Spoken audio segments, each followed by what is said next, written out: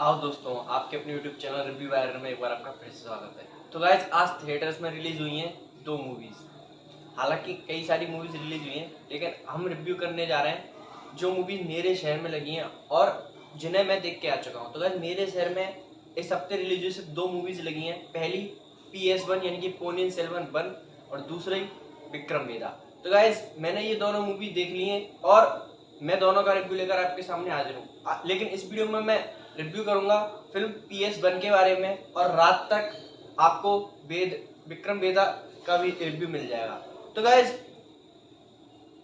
इस वीडियो में आगे बात करेंगे हम PS1 के बारे में कि मुझे ये मूवी कैसी लगी, क्या इस मूवी में पॉजिटिव था, क्या नेगेटिव था, और शेयर करूंगा आप लोगों के साथ अपना एक ओपिनियन और एक एक्सपीरियंस।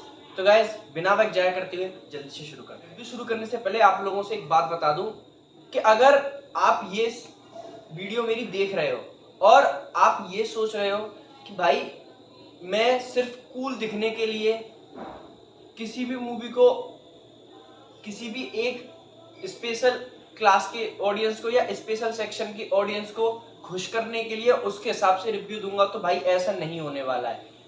मैंने जो पर्सनली जो थिएटर में एक्सपीरियंस किया मूवी को देखते टाइम में, वो बताने वाला हूँ। हो सकता है ये आपको बिल्कुल पसंद ना आए और आप देखो चैनल को सपोर्ट तो वैसे भी नहीं मिल रहा, तो अगर और सब्सक्राइबर कम हो जाएंगे तो वो मैं झेल लूंगा, क्योंकि जब कोई चीज़ अच्छी लगती है, जब लोगों की अच्छी बोलता हूँ तो लोग देख के चले जाते हैं, लेकिन वैसे सपोर्ट नहीं करते। लेकिन बुरी लगती है तो अनसब्सक्राइब जरूर करके चले जाते हैं, तो वो आप जा सकते हो, क्योंकि मैं जो बोलने वाला हूँ वो अब बिल्कुल ऑनेस्ट और सच बोलने वाला हूँ। तो गाइस देखो, पोनियन सेल्वन 1 जिसकी स्टार कास्ट हमें बहुत लंबे चौड़े एक्टर्स के साथ और एक्ट्रेसेस के साथ देखने के लिए मिलती है, जिसमें हमें चियान विक्रम, त्रिशा, जयम रवि, कार्ति, ऐश्वर्या राय बच्चन और प्रकाश राज और न जाने कितने सारे एक्टर्स, सपोर्टिंग एक्टर्स देखने के लिए मिलते हैं पूरी फिल्म के दौरान, और जिसे डायरेक्ट किया है मणिरत्नम साहब ने। तो गाइज, ये जो चीजें हैं ना, ये मिलके एक एक्सपेक्टेशन क्रिएट करती है कि हाँ, मणिरत्नम साहब की पिक्चर है, उनकी पास्ट प्रीवियस मूवीज उठाकर देखो तो कुछ अच्छा देखने के लिए मिलने वाला है। देखो, मैं ये बात बिल्कुल नहीं बोल रहा हूँ कि फिल्म में हमें बुरा ही देखने के लिए मिलता है, लेकिन फिल्म उस तरीके से वर्क नहीं करती जिस तरीके से करनी चाहिए थी। अब इसके कुछ पॉइंट्स हैं। तो सबसे पहले, अगर मैं PS1 को देखने के बाद आप लोगों को अपना एक लाइन में अपना रिव्यू बताने की कोशिश करूं, अपना ओपिनियन बताने की कोशिश करूं, तो मैं बोलूंगा कि फिल्म पोनियन सेल्वन 1 मेरे लिए एक डिसअपॉइंटमेंट साबित हुई। जी हाँ, देखो क्यों डिसअपॉइंटमेंट इसलिए साबित हुई क्योंकि फिल्म में बहुत, देखो पहले, सबसे पहले आप लोगों को एक बात बता दूं कि ये जो फिल्म है, ये फिल्म कल्कि की नोवेल पोनियन सेल्वन पर आधारित है, जो 5 पार्ट्स में आई थी, यानी कि उसके 5 वॉल्यूम थे उस नोवेल के, तो उसी नोवेल की स्टोरी पर ये फिल्म बेस्ड है। लेकिन मैं देखो, जब भी किसी नोवेल पर कोई फिल्म बनाई जाती है ना, तो उसका एग्जीक्यूशन एक फिल्म की तरह होना चाहिए, क्योंकि देखो नोवेल जो है वो हर कोई नहीं पढ़ता, लेकिन मूवीज मोस्टली लोग देखते हैं। तो आप उस स्टोरी को नोवेल से उठाकर एक सिनेमा में मूवी में लेकर जा रहे हो, तो आपको उसका एग्जीक्यूशन भी ऐसे ही रखना चाहिए। लेकिन इस फिल्म के साथ दिक्कत ये हुई है कि इस फिल्म की स्टोरी को, एग्जीक्यूशन को, नरेशन को सेम ऐसा ही रखा गया जैसा कि उस नोवेल में रखा गया होगा। क्योंकि देखो, मैंने नोवेल नहीं पढ़ी और मोस्टली आप में से भी बहुत सारे लोग ऐसे होंगे जिन्होंने नहीं पढ़ी होगी। जो लोग तमिल से, जो साउथ से बिलोंग करते हैं, तो हो सकता है उनमें से उन लोगों ने वो नोवेल पढ़ी हो, तो उनके लिए वो चीज उस लेवल की काम करी गई हो। लेकिन हम लोगों ने नहीं पढ़ी तो मेरे लिए काम नहीं करी, हो सकता है आपने ना पढ़ी हो तो आपके लिए भी काम ना करे। तो देखो, सबसे पहले मैं फिल्म के कुछ पॉजिटिव पॉइंट्स के बारे में बात करना चाहता हूं, क्योंकि वो 2-4 ही है तो उनके बारे में जल्दी से बताता हूं। तो फिल्म के सबसे पहला पॉजिटिव पॉइंट जो नजर आता है, वो नजर आता है फिल्म का सिनेमेटोग्राफी। जी, बेहतरीन आउटस्टैंडिंग सिनेमेटोग्राफी है। मतलब आप विजुअल्स देखो फिल्म के, यार इतने बेहतरीन, इतने भव्य और इतने दिव्य नजर आते हैं कि यार विजुअल्स के मामले में फिल्म में कहीं कोई गड़बड़ नजर नहीं आती, कहीं कोई कुछ नजर नहीं। हाँ, कुछ सीन्स हैं जो BFX के मामले में कमजोर नजर आते हैं, जहां साफ नजर आता है कि भाई यहाँ जो BFX है थोड़ा 19 नजर आ रहा है। लेकिन जो सेट्स हैं, जो महल हैं, जो खूबसूरती, जो सिनेमेटोग्राफी जिस तरह से कैप्चर किया गया है ना, वो वाकई में काबिले तारीफ है। बात करूं तो देखो, फिल्म की जो एक्ट्रेसेस हैं, त्रिशा और ऐश्वर्या राय बच्चन, दोनों ही कुछ ज्यादा ही बेहद खूबसूरत नजर आई हैं। और उसमें खास कर अगर मैं बोलूं, स्पेशली मेंशन करूं तो ऐश्वर्या राय बच्चन, मतलब ऐश्वर्या राय बच्चन की एंट्री जिस सीन से फिल्म में होती है और लास्ट के सीन तक जहां तक वो नजर आती है फिल्म में, हर सीन में वो इतनी खूबसूरत लगी है, इतनी बेहतरीन नजर आई है। देखो एक टाइम पे तो मेरे मुंह से ये निकल रहा था, मुझे ये कहना पड़ा कि भाई मुझे तो ऐसा लग रहा है कि फिल्म का आधा बजट इन दोनों की खूबसूरती पर, इन दोनों के प्रोस्थेटिक और इन दोनों के मेकअप पर ही खर्च कर दिया गया, और बाकी की बची हुई जो बजट होगा उसमें बाकी एक्टर्स और फिल्म को बनाया गया है। क्योंकि यार आप देखो, मतलब यार इतना सुंदर, इतना एक्सपोजर किसके चेहरे पर होता है रियल लाइफ में? मुझे तो लगता नहीं होता होगा। खैर, अब मैं बात करता हूँ फिल्म के कुछ नेगेटिव पॉइंट्स के बारे में। तो देखो गाइस, फिल्म का पहला नेगेटिव, जो सबसे बड़ा नेगेटिव पॉइंट जो फिल्म का निकल कर आता है, वो ये निकल कर आता है कि फिल्म का जो स्क्रीन प्ले है वो बहुत ज्यादा स्लो है यार, बहुत ज्यादा। देखो एक तो स्लो स्क्रीन प्ले, उस पर से फिल्म की लेंथ भी 2 घंटे 50 मिनट के आसपास की है। तो ये जो है ना, ये कि मान लो इतना बड़ा टॉर्चर साबित होता है ऑडियंस के लिए। देखो मैं अपना खुद का ओपिनियन बता रहा हूं कि इंटरवल तक मुझे तो ये मन करने लगा था कि यार चलते हैं घर, अब नहीं देख सकता, अब घर चलते हैं। लेकिन मैंने सोचा कि नहीं यार, हो सकता है सेकंड हाफ में कुछ ऐसा इंटरेस्टिंग निकल कर आए फिल्म में जो फर्स्ट हाफ की जो अभी तक जो चल रहा है उसके सारे पाप धो दे। दूसरी बात, देखो फिल्म में इतने सारे कैरेक्टर्स हैं और उनका आपस में एक दूसरे से इतना ऐसा रिलेशन दिखाया जो मणिरत्नम साहब ने दिखाया गया। देखो हो सकता है नोवेल में किस तरह से दिया मैं नहीं जानता, लेकिन फिल्म में जिस तरह से बताया ना, मुझे फिल्म 1 घंटे, जब फिल्म का पूरा 1 घंटा हो गया तब मुझे समझ में आया कि किस कैरेक्टर का किसके साथ क्या रिलेशन है, कौन किसका बाप है, कौन किसकी बहन है, कौन किसका भाई है, कौन किसका बेटा है, कौन किसका कजिन है। ये सब मुझे फिल्म का 1 घंटा बीतने के बाद समझ में आने लगा था।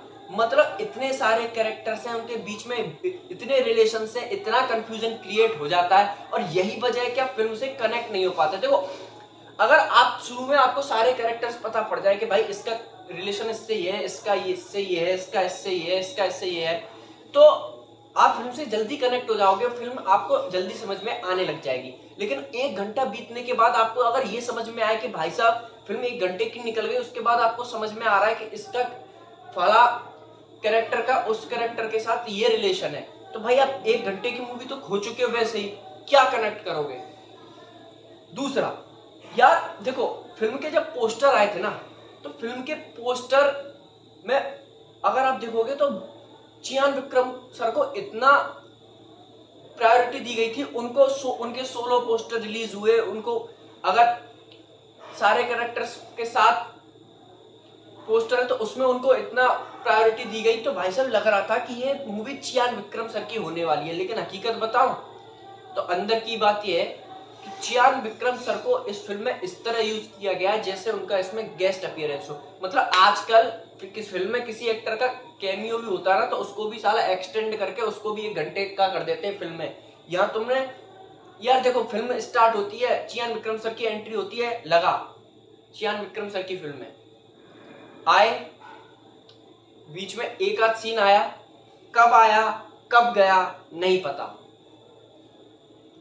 इंटरवल ब्लॉक आया, चियान विक्रम के नाम रहता है। इंटरवल ब्लॉक वाकई में अच्छा था, मुझे पर्सनली इंटरवल ब्लॉक बहुत पसंद आया, क्योंकि उसमें चियान विक्रम सर जो सीन दिखाया गया है क्लाइमैक्स इंटरवल पर, वो मुझे पसंद आया। उसके बाद चियान विक्रम सर शायद सेकंड हाफ में एक आध किसी सीन में दिखाई देते हैं या इंटरवल में दिखाई देते हैं। भाई साहब कहाँ था? पूरी फिल्म में अगर सबसे ज्यादा स्क्रीन स्पेस किसी को मिला है तो वो मिला है कार्ती को। फिल्म की शुरुआत से फिल्म के लास्ट तक कार्ती पूरी फिल्म के दौरान बने रहते हैं। कार्ती देखो, कार्ती को करने के लिए फिल्म में था भी उनकी कॉमेडी।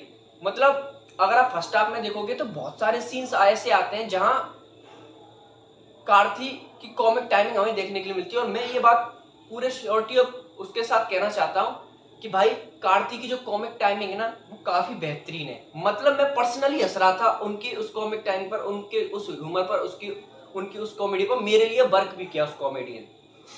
तो कार्थी मेन लीड में नजर आते हैं। अगर नेगेटिव पॉइंट की आगे बात करूं तो देखो, पता नहीं क्यों मुझे ऐसा लगा कि फिल्म जो थी, फिल्म में कोई क्लियरेंस नहीं था। फिल्म की एक चीज समझ में नजर आ रही थी, स्टोरी में एक चीज नजर आ रही थी कि ये सारी जो चीजें हो रही है ना, ये तो खैर हमें ट्रेलर से ही पता पड़ गया था कि ये जो सारा कॉन्फ्लिक्ट्स चल रहा है एक दूसरे कैरेक्टर्स में, ये जो भी चल रहा है ये सिर्फ एक चीज के लिए चल रहा है, वो चल रहा है सिंहासन के लिए। लेकिन क्यों चल रहा है, कैसे चल रहा है, क्या चल रहा है, कोई क्लियरेंस फिल्म में आपको मिलता ही नहीं है।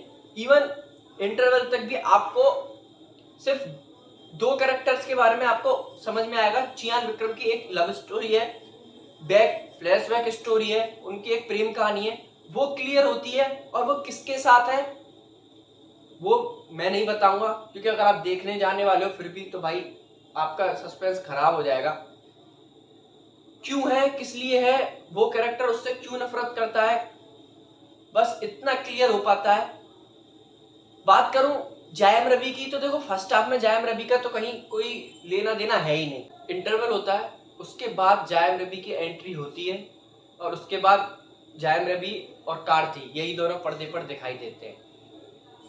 तो गाइस बात करूं, देखो इसमें ए.आर. रहमान सर का म्यूजिक है, लेकिन ऑनेस्टली मैं आप लोगों को बताना चाहता हूं कि ए.आर. रहमान सर का म्यूजिक पहली बार मुझे किसी मूवी में इतना डिसअपॉइंटिंग लगा। हाँ, कुछ सीन्स में जो बैकग्राउंड म्यूजिक है वो काफी बेहतरीन है। जैसे मैं एक सीन बताना चाहता हूँ कि एक सीन आता है जब पहली बार त्रिशा और ऐश्वर्या राय बच्चन आमने सामने होती हैं, तो ऐश्वर्या राय बच्चन उनका स्वागत करते हैं तिलक वगैरह लगा के, जो भी उनका रिचुअल्स है उस तरीके से। तो उस सीन में जो बैकग्राउंड म्यूजिक बज रहा होता है वो काफी ज्यादा बेहतरीन नजर आया मुझे। अगर मैं गानों की बात करूं तो कोई सॉन्ग्स ऐसा नहीं है जो याद रह जाए या जो चार्ट बस्टर हो चुका हो। बाकी किसी बैकग्राउंड म्यूजिक की बात करूं तो देखो कोई भी बैकग्राउंड म्यूजिक इतना एफिशिएंट मुझे लगा नहीं, इतना अच्छा मुझे लगा नहीं। एक्शन सीन्स की बात करूं तो एक्शन सीन्स जो है वो ठीक ठाक है, वेल कोरियोग्राफ्ड है, कुछ सीन्स अच्छे हैं। फिल्म का देखो क्लाइमैक्स की बात करूं तो फिल्म ऐसे जगह पे जाके खत्म होती है, सडन खत्म होती है, अचानक से खत्म हो जाती है। स्क्रीन पे लिखा जाता है PS2 in 2023, अचानक खत्म हो जाती है। लेकिन उसके बाद उसे पोस्ट क्रेडिट सीन कह लो या फिर उसे मेन क्लाइमैक्स कह लो, वहां एक ट्विस्ट ओपन होता है, एक कैरेक्टर के बारे में बताया जाता है, उसका फेस रिवील किया जाता है, जो ऑनेस्टली बताऊं जो सेकंड पार्ट के लिए एक्साइट करके रखता है। अगर शायद वो नहीं दिखाया जाता तो वो एक्साइटमेंट जो थोड़ी बहुत क्रिएट हुई है सेकंड पार्ट के लिए वो भी नहीं होती। तो guys overall finally sum up करके मैं आप लोगों को बताने की कोशिश करूं तो मैं इतना बोलूंगा कि PS1 मेरी उम्मीदों पर खरे नहीं उतरी। हो सकता है आपका इस फिल्म को देखने का नजरिया अलग हो, आपको ये फिल्म बहुत पसंद आए, लेकिन मेरे लिए इस फिल्म में बिल्कुल काम नहीं किया। तो गाइज यहीं तक था हमारा रिव्यू फिल्म PS1 के बारे में। आशा करता हूं आपको वीडियो पसंद आया होगा और शायद ना भी आया हो, तो जो भी आपका रिस्पॉन्स हो, पसंद आया हो और अगर आप चैनल पर नए हैं तो हमारे चैनल को लाइक कर लें, सब्सक्राइब कर लें। और अगर नहीं आया हो, नाराज हो तो भाई अनसब्सक्राइब करना चाहते हो क्योंकि आपके हिसाब से नहीं बोला मैंने, तो वो भी कर देना। नोटिफिकेशन बेल ऑन कर लेना। मिलता हूं आपसे बहुत जल्द रात को विक्रम वेदा के रिव्यू के साथ। तब तक के लिए बाय एंड टेक केयर।